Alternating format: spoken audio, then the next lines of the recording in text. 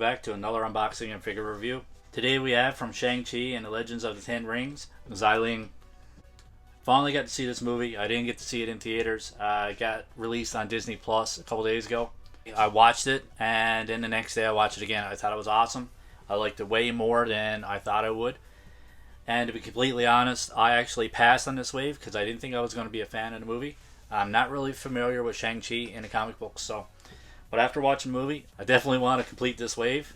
Here's a look at artwork on the side, artwork on the back too.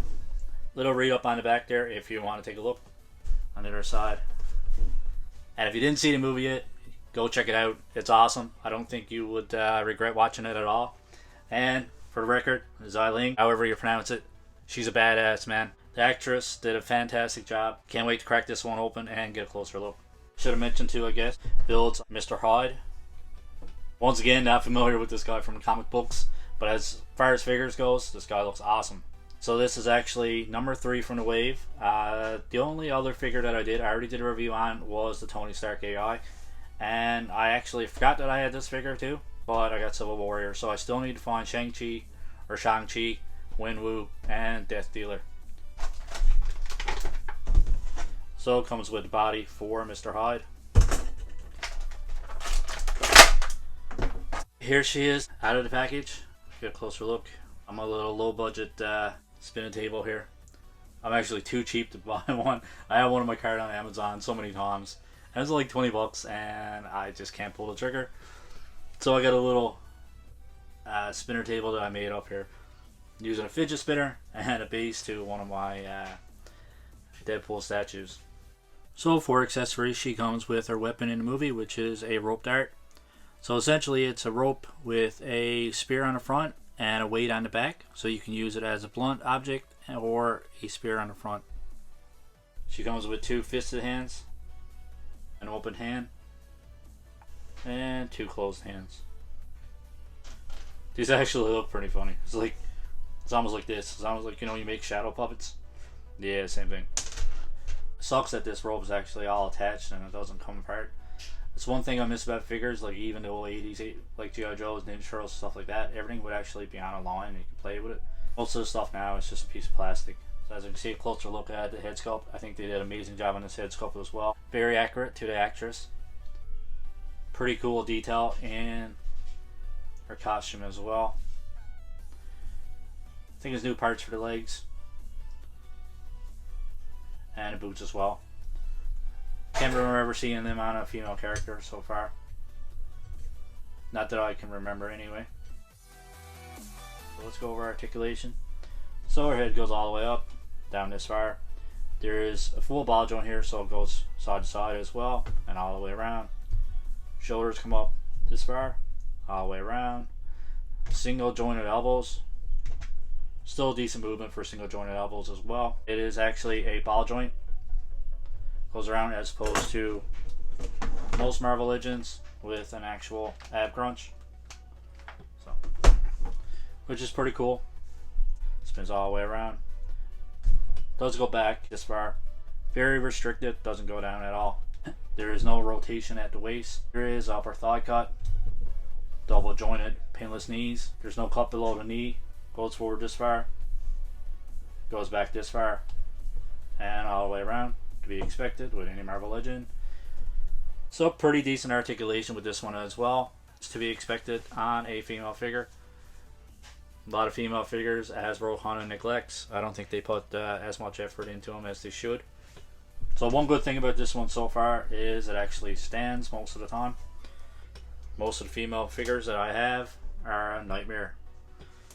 So let's try on a different set of hands because these are not a fan of these hands at all. Here she is with 2 sets of fisted hands. The rope itself can actually go around here like that, or if you want to pop the head off, which is pretty cool too. I should have showed this earlier too. So there's a ball joint on top here, and there's another ball joint on the bottom there. See here. Awesome movement.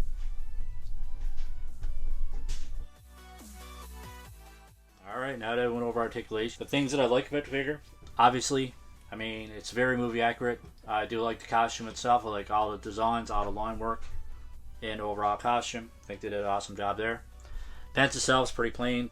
Still looks good. Like the pinless joints in the knees. Single jointed elbows, but they are pinless as well. So awesome job on the face sculpt, even though it is movie accurate, but you can see all the detail as well in the eyes. Around the nose and all the sculpt. You can see the texture in the hair. Looks awesome as well. Overall, like I said, pretty good figure. Like articulation, at least the feet are made big enough so that she can stand properly. Don't fall over too much. I like how to give you options with the hands. 7 hands in total. I don't know why 7 hands and not 8 hands, but what can you do? Things I dislike about the figure. I don't like how her skin complexion is different. I'm not sure if the camera is going to pick it up or not, but it is a different shade for her hands and her face as opposed to her arms. Arms, you can see it's almost like a dark color and under, and they only put like 1 or 2 coats on top of it. So the color in under is actually showing through. That's why the complexion's off. The other thing, like I already mentioned earlier, I wish this was actual rope instead of a piece of plastic that was joined together. But other than that, there's not a lot of stuff that I dislike about this figure. Is it the best figure Hasbro ever made? No, not at all. But it is a decent figure, and it's movie accurate, so what else can you ask for? So just to do a few comparisons, here she is next to Spider-Man Homecoming. And one of my favorite Marvel Legends of all time, Moon Knight. Do you guys get a chance to check out the trailer yet? If not, go check it out. It's going to be awesome. Let's do a comparison to She-Hulk. See the size difference here, which is another amazing figure. Love She-Hulk. Let's do a quick comparison to Spider-Woman. As you can tell, she is on the smaller side for a female figure. She's a little bit bigger than Spider-Man in this figure. Spider-Man's a teenager, so not as big as most Marvel Legends. You can see Spider-Woman is actually bigger. And we'll do one more comparison to the awesome Iron Fist figure. I know I say this about almost all my figures, but this is actually one of my favorite figures as well. So one more closer look at the figure. Amazing detail in the head sculpt. Amazing detail in costume as well. Awesome. So overall, I'm going to give this figure an 8 out of 10. Not a perfect figure, but I think Hasbro actually nailed it. I think they did a good job with this one. Especially for a wave that I planned on passing on. Pleasantly surprised when I took this one out, got a closer look. Especially after seeing the movie and how accurate it actually is. So as always guys, let me know in the comments below what you think of this figure. Let me know if you got this wave or if you passed on this wave as well. Let me know what you thought of the movie. Did you guys enjoy the movie? Did you guys enjoy the movie? And if so, who's your favorite character? I think all the actors did an amazing job in the movie.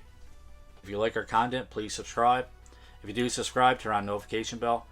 And if you do like the video, guys, don't forget to smash that like button. So that's it for me, guys. Hope you guys enjoy the rest of your day. And as always, keep collecting and stay safe.